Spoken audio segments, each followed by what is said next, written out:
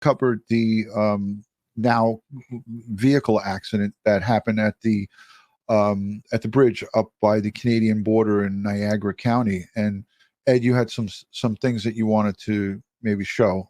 Yeah, I was just going to show you folks some of the tools that we could use at the crime scene to help us determine if explosives were present at that scene. So I'm going to try to show you this. So let me. Your toolkit, Ed, is that correct? Yeah, this is part of my toolkit. This is my crime scene. So this is a wet chemistry kit. And as you can see, it contains 6 chemical reagents. It's called DropX Plus.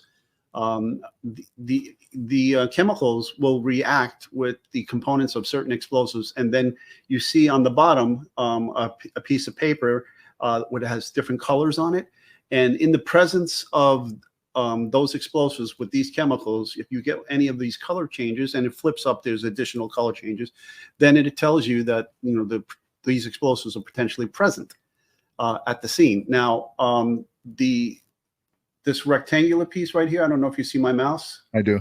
All right, that is a QA/QC test. That paper has explosive residues in them, and you drop the chemicals on them and to make sure that they're still working before you use them at the scene.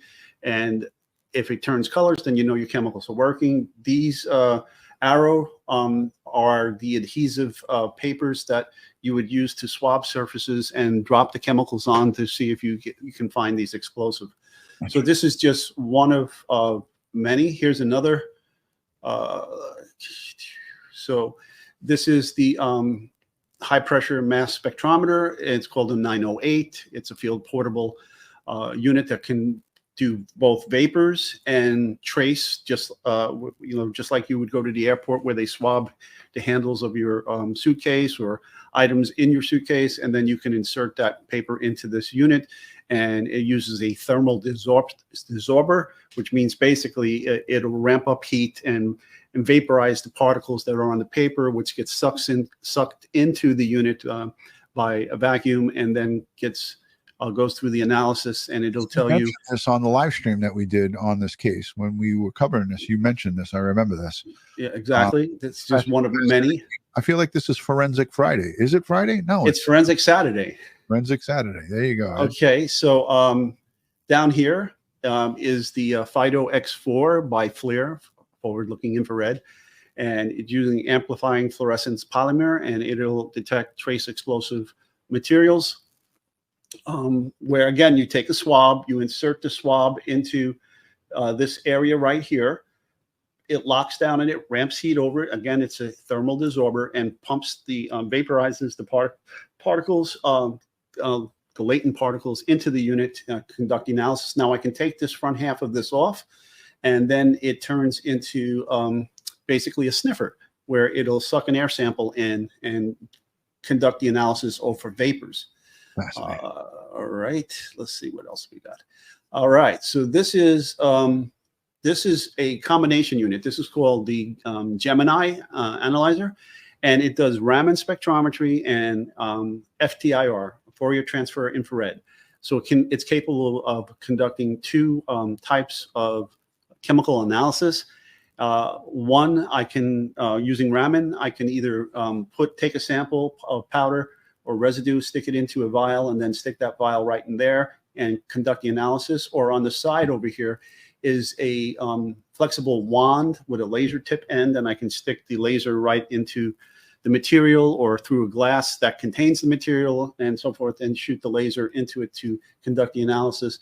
And this is the FTIR section right here. I put a small amount of the product on here, take this anvil and crush it onto the top of that diamond tip and conduct the analysis of that for explosive residues.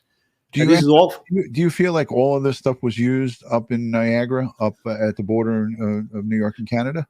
I don't know that it was, but they definitely have access to it. Most crime scene units, bomb squads, as well as hazmat teams have these items. The FBI surely has them. Yeah. Okay. This one up here, this is called a multi-ray, or what we call a 5-gas meter. And it has several sensors in it. One of them is a photoionization detector, which will help us determine volatile organic compounds. The other one that we're talking about here is an LEL sensor, and the LEL stands for the lower explosive limit. So if you have flammable fumes or vapors or explosives, vapors and things of that nature, this unit could help you detect those materials that might be present to cause an issue and for safety while you're operating in that environment. The bottom part is radiological, so we're not going to cover that. Fascinating. You need two components to make an explosive. You need an oxidizer and you need a fuel. So if that is present, then the oxidizer paper will turn black in the presence of that type of material. Wow. So this is all stuff that, you know, common folk wouldn't know anything about, and it helps to determine whether in a situation like what we saw up there, if need be. And I don't think that they had to go that far. Thank you for that, Ed, because